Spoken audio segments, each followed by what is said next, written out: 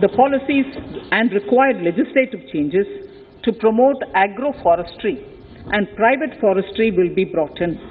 In addition, financial support will be provided to farmers belonging to scheduled castes and scheduled tribes who want to take up agroforestry. Honourable Speaker, I now move to the fourth priority, financing of investments. Capital investment holds the key to speedy and sustainable economic revival and consolidation through its multiplier effect.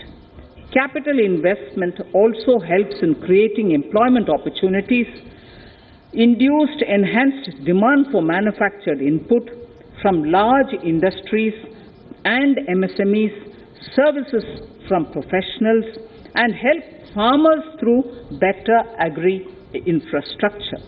The economy has shown strong resilience to come out of the effects of the pandemic with high growth.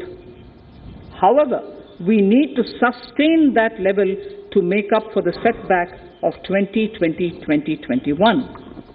As outlined in Para 5 earlier, the virtuous cycle of investment requires public investment to crowd in private investment.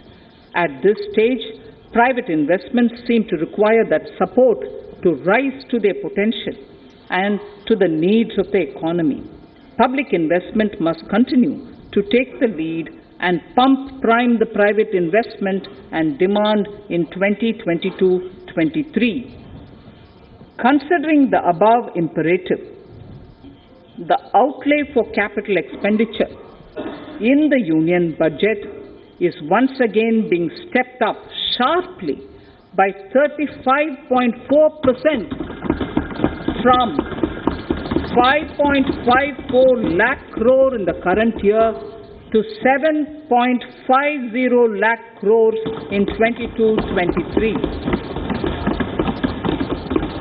This has increased to more than 2.2 times the expenditure of 2019-20. This outlay in 22-23 will be 2.9% of the GDP. Effective capital expenditure. With this investment taken together with the provision made for creation of capital assets through grants and aid to states, the effective capital expenditure of the central government is estimated at 10.68 lakh crores in 22-23, which will be about 4.1% of the GDP. Green bonds. As a part of the government's overall market borrowings in 22-23, sovereign green bonds will be issued for mobilizing resources for green infrastructure. The proceeds will be deployed in public sector projects which help in reducing the carbon intensity of the economy. GIFT IFSC.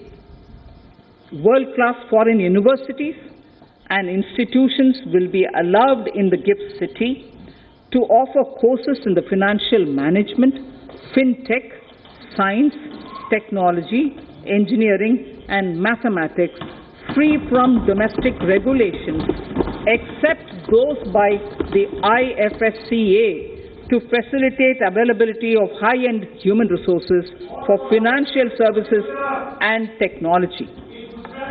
An international arbitration center will be set up in the GIFT City for timely settlement of disputes under international jurisprudence. Services for global capital for sustainable and climate finance in the country will be facilitated in the GIFT City. Infrastructure status. Data centers and energy storage systems, including dense charging infrastructure and grid-scale battery systems, will be included in the harmonized list of infrastructure. This will facilitate credit availability for digital infrastructure and clean energy storage. Venture capital and private equity invested more than 5.5 lakh crores last year, facilitating one of the largest startup growth system. Scaling up this investment requires a holistic examination of regulatory and other frictions. An expert committee will be set up to examine and suggest appropriate measures. Government-backed funds, NIIF and SIDBI, Fund of Funds, have provided scale capital, creating a multiplier effect.